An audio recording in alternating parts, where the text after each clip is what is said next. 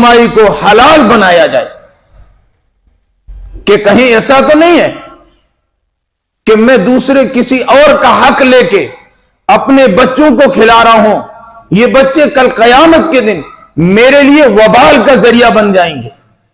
کہیں ایسا تو نہیں ہے کہ میں حرام کمائی لا کے گھر میں کھلا رہا ہوں۔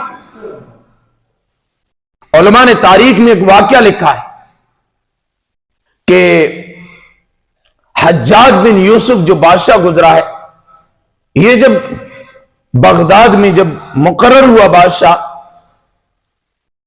تو اس نے اس وقت کے جو صلحاء، متقین، پرہیزگار لوگ تھے ان کی دعوت کی اور ان کو کھانا کھلا دیا۔ پھر اسے معلوم تھا کہ میرے سے پہلے بھی بادشاہ کئی بنے، ان متقی لوگوں نے ان کے لیے بد دعا کی، اللہ رب العزت نے ان کو دنیا سے ختم کر دیا۔ اب یہ جو بزرگ ہے، جو مستجاب الدعوات ہے، جن کی دعائیں قبول ہوتی ہے، ان کو میں نے حرام کا لقمہ کھلا دیا ہے، اب ان کی دعائیں قبول نہیں ہوگی۔ آج مسلمان یہ ڈھنڈورا پیٹتے ہیں، کہتے ہیں کہ ہماری دعائیں قبول نہیں ہوتی ہے، ہماری سنی نہیں جاتی ہے۔ دوستو، کبھی ہم نے اپنے رزق پر، اپنے کھانے پر، اپنے کمائی پر کبھی غور کیا کہ میری کمائی کیسی ہے؟ اللہ کے محبوب صلی اللہ علیہ وسلم نے ارشاد فرمایا کہ بندہ اللہ کو پکارتا ہے، اللہ مجھے معاف کر دے، مجھے معاف کر دے، اس کی دعا قبول نہیں کی جاتی، وجہ کہ اس کا کمائی حرام کی ہے، اس کا کھانا حرام کا ہے۔ تو جب پیٹ میں حرام ہو، اللہ کہاں سے قبول کرے گا؟ اس لیے اپنی کمائی پر، اپنی محنت اور مزدوری پر یہ غور کیا جائے کہ میں جو یہ محنت کر رہا ہوں یہ حلال کی ہے یا حرام کی ہے۔ تو رمضان المبارک میں دعائیں قبول ہوتی ہے، عبادات قبول ہوتی ہے۔ رمضان کا مبارک مہینہ وہ ہے جو اللہ کی رحمت بندوں کو تلاش کرتی ہے، تو بندوں کو بھی چاہیے پہلے سے تیاری کر دیں، اپنے جسم کو حلال اور طیب سے، اور اپنے گھروں میں حلال اور طیب لائیں۔ امام شافعی رحمت اللہ علیہ کے بارے میں لکھا ہے، بچپنے میں یہ وقت کے محدث بن گئے تھے۔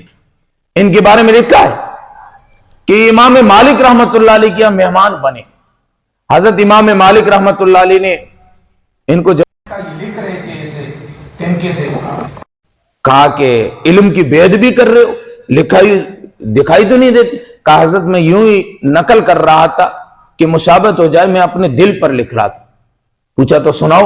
120 کے قریب روایات پڑھائی تھی، پوری کی پوری ہو بہو سنا لی۔ امام مالک اپنے گھر لے آئے، بیٹیوں سے کہا کہ آج بہت بڑے عالم کو، بہت بڑے اللہ والے کو لایا ہوں۔ کھانا بنایا، کھانے پہ حضرت امام شافعی رحمت اللہ علیہ بیٹھے۔ لوگوں کا جیسے تصور ہوتا ہے اللہ والے کم کھاتے ہیں، اور آج کے دور میں تصور یہ ہے کہ مولوی زیادہ کھاتے ہیں، تو کھانے کے لیے بیٹھے امام شافعی رحمت اللہ علیہ۔ حالانکہ ایسا نہیں ہے، لوگوں نے مشہور کر رکھا ہے۔ تو امام شافعی رحمت اللہ علیہ نے 7 بندوں کا کھانا کھا لیا، تو برتن واپس آئے، وہ جو 7 بندوں کا کھانا تھا پورا کا پورا صاف کر دیا۔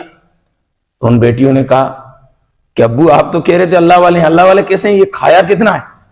پھر عشاء کی نماز پڑھ کے واپس آئے، لڑکیوں نے مصلی بھی رکھا، لوٹا بھر کے پانی بھی رکھا، اور صبح فجر کے وقت حضرت امام مالک نے آواز دی، یہ چلے گئے، فجر پڑھ کے آئے۔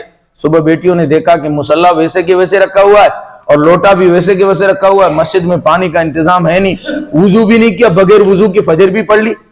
اب وہ سچے لوگ تھے، ہم ہوتے تو کہتے چھوڑو ابھی جانے دو، پیر صاحب کو، بڑے حضرت کو جانے دو بعد میں، لیکن وہ سچے لوگ تھے۔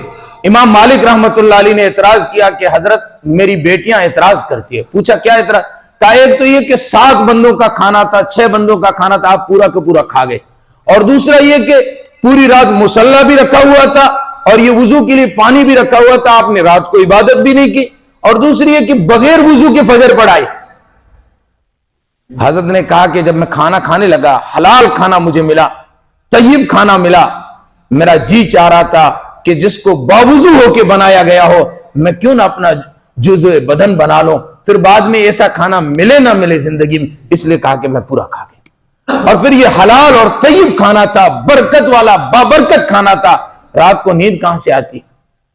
نبی پاک صلی اللہ علیہ وسلم کی حدیث میرے سامنے آ گئی، اللہ کے محبوب صلی اللہ علیہ وسلم نے ابو عمیر سے کہا تھا، جس کا ایک چھوٹا سا پرندہ تھا وہ مر گیا تھا، پوچھا تھا ابا عمیر یا عمیر کن غیر، تمہارے پرندے کا تمہارے اس جو تم نے پال رکھا تھا، بعض کہتے ہیں کہ وہ کوئل تھی اور بعض کہتے ہیں بلبل نہیں تھی، دوسرا ہرے رنگ کا پرندہ تھا، تو اللہ کے محبوب صلی اللہ علیہ وسلم نے ان سے پوچھا تھا، تو اس پر میں غور و فکر کرتا رہا، اس میں سے میں نے 116 مسائل نکالے اور رات بھر مجھے نیند آئی نہیں، اور صبح وہی اسی وضو کے ساتھ میں فجر کی نماز پڑھنے چلا گیا۔ حلال اور طیب کھانا اگر کھلایا جائے، کھایا جائے تو اس کی یہ برکات ہوتی۔ آج ہمارا کھانا صحیح نہیں ہوتا ہے، اس وجہ سے بچے قرآن پڑھنے میں کمزور اور باقی چیزوں میں بہت بہت مضبوط ہوتے ہیں۔